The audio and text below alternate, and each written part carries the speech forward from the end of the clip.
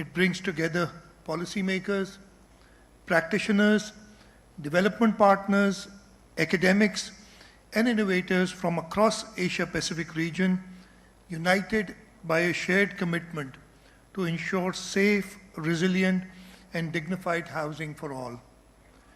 The Asia-Pacific region is one of extraordinary diversity and immense dynamism, from snow-capped mountain ranges to coastal plains, from megacities to remote rural communities. This region is home to billions of people whose resilience, culture, and creativity continue to inspire the world.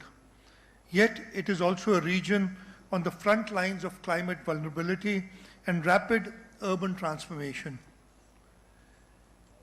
I am particularly pleased to see strong participation from academia, donor agencies, the private sector, civil society, and government institutions across Pakistan. Your presence here reflects a shared understanding that sustainable housing solutions require partnership, innovation, and collective resolve. Sindh is proud to host this forum. It is especially meaningful for us because our province is home to what is today world's largest housing reconstruction initiative, the Sindh People's Housing for Flood Affectees. Envisioned under the leadership of Chairman Bilawal Bhutto Zardari, this initiative has emerged as a global model for climate-resilient construction and inclusive recovery. What began as a response to an unprecedented disaster has evolved into a transformative development intervention.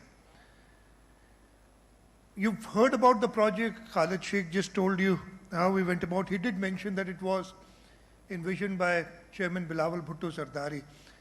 I would like to tell you the story behind this project. We've all, we'll be talking about this project for the next couple of days. You've learned about this project after it was started. But how did it all come along? We were hit by catastrophic floods in the Sindh. Nearly 70% of the province was submerged. And as you all know, over 2.1 million houses were damaged and destroyed. Entire communities were displaced. It was one of the gravest humanitarian crises in our history.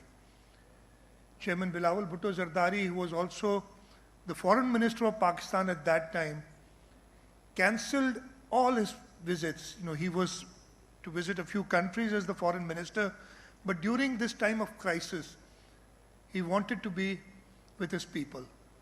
So he went around, and this flood struck us around August of 2022.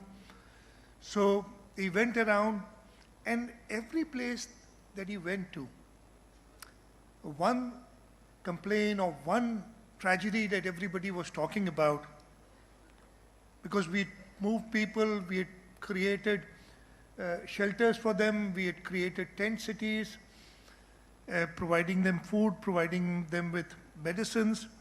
And wherever he went, the chairman was told, and I'll just say that in Urdu, कि साईं हमारे घर से, I'm translating this, probably done this without translating it in Urdu, हमारे घर से छत निकल गई है, हमें घर बना के दें. Now, I was with him in most of his visits. I have seen floods before in the province. I remember as a child the 73 and the 76 floods, especially the 76 floods, because my village at that time was completely submerged in water. Then there were floods later on, but after that I remember the 2010 flood, and some people talked about that flood here today. Again, almost the same level of damage was done in 2010, but if you combine 2010, 2011, and 2012, the entire province was submerged in these three floods. And in 2022, the three floods combined were the 22 flood, because the entire province, both sides of River Indus, were completely submerged. Now, in all these floods, I'm talking about 73, 76, there was a flood in 94, if I remember correctly, 96, 2010, 2011, 2012, 2020, and the 2022 flood. We had never endeavored into construction of houses. We never thought about it.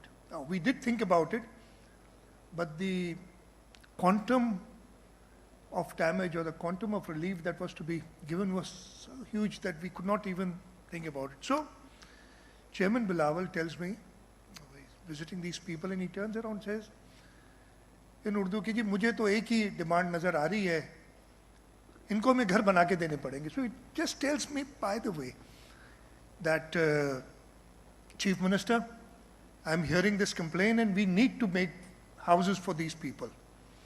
And I just thought it was a passing remark and he'll forget about it. But next day, when we met, and he said, Chief Minister, आपने क्या सोचा? Chief Minister, what have you thought about what I told you yesterday? And I lied. I said, sir, I'm working on it. I hadn't thought about it. So that night, I huddled a few people together. I said, Chairman wants this. And they were like smiles on all the faces. There's something not possible. We will not be able to do it. And I said, no, we need to try. So we sat down and did some numbers. And at that time, we were told about 1.6 to 1.8 million. Later on, it was 2.1 million houses are damaged. And we did some quick math. And, it turned out that we'd need about 600 billion rupees. It's about $2 billion. And I said, now, everybody said this is not possible. At that time, our annual development budget was between 100, what we could spend, the government of Sindh was between 100 to 150 billion rupees. So 4 to 6 years of our development budget had to be set aside in order to build these houses. So again, when I went to see the chairman, I told him, sir, it's not possible. We will not be able to do it. And he told me, no, I want you to do it. I said, okay. And I am really grateful. The first organization that came to our help was the World Bank. And I spoke with the country director. We were at that time discussing with them flood rehabilitation. And this is sometimes in September. So we started talking, and the country director at that time told me that